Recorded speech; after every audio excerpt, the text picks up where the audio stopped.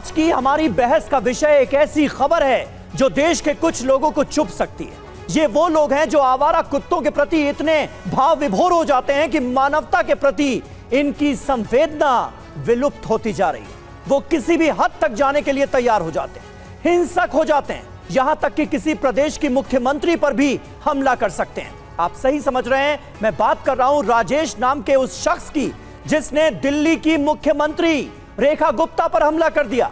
और जब शुरुआती जांच में कुछ वजहें सामने आई तो लोग चौंक गए, हैरान हो गए।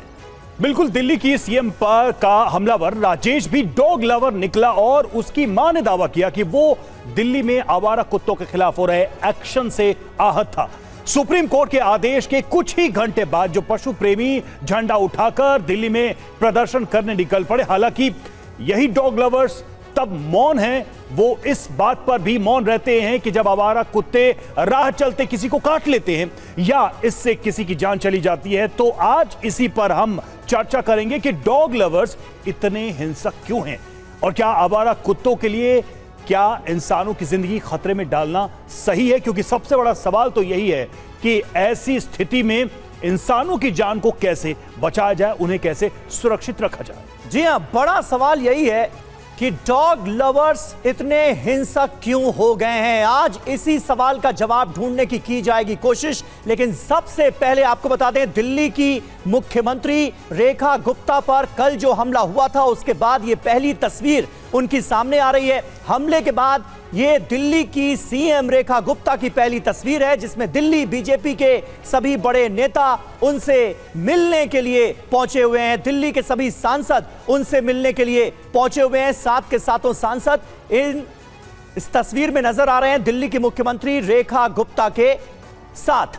सीएम रेखा गुप्ता पर हमले के बाद सुरक्षा बढ़ा दी गई है। जन सुनवाई जहां पर वो करती थी वहां पर अब सीआरपीएफ के कमांडोज की तैनाती होगी। और कल जब उनके ऊपर राजेश नाम के एक शख्स ने हमला किया तो हर कोई हैरान रह गया।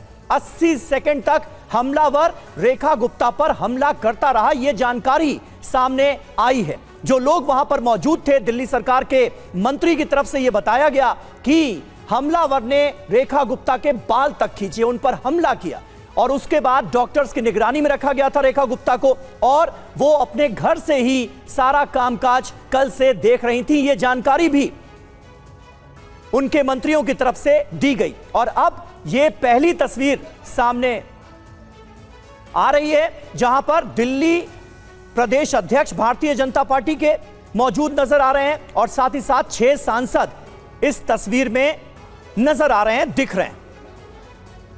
बासुरी स्वराज, कमलजीत सहरावत, ये सभी आपको तस्वीरों में नजर आ रहे हैं। एकमात्र कारण है उनके ऊपर जो हमला हुआ है, जानलेवा हमला हुआ है। मैं 55 साल से राजनीति में हूं। पहली मुख्यमंत्री है जो हर रोज सैकड़ों लोगों से मिलती है, उनका मेमोरेंडम लेती है।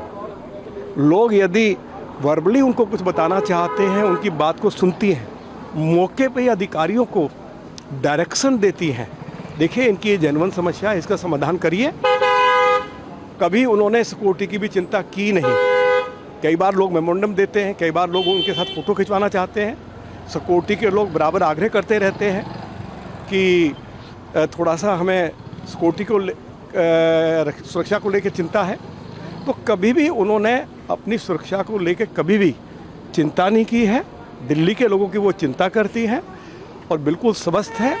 आज भी वो काम कर रही हैं और कल से जो भी उनका काम करने की शैली रही है वो जारी रहेगी। अभी सिक्योरिटी रिव्यू भी हुआ है, अब से सीआरपीएफ उनकी सिक्योरिटी का चार्ज लेती है। देखिए, ये फैसला तो मिनिस्ट्री ऑफ होम अफेयर्स को लेना है कि परिस्थितियों को देखते हुए दिल्ली की मुख्यमंत्री की सुरक्षा की व्यवस्था कैसी हो, ये तो गृह मंत्रालय को ये तय करना है। और गृह मंत्रालय जो भी फैसला लेगा, जो भी निर्णय लेगा, वो ठीक ही होगा।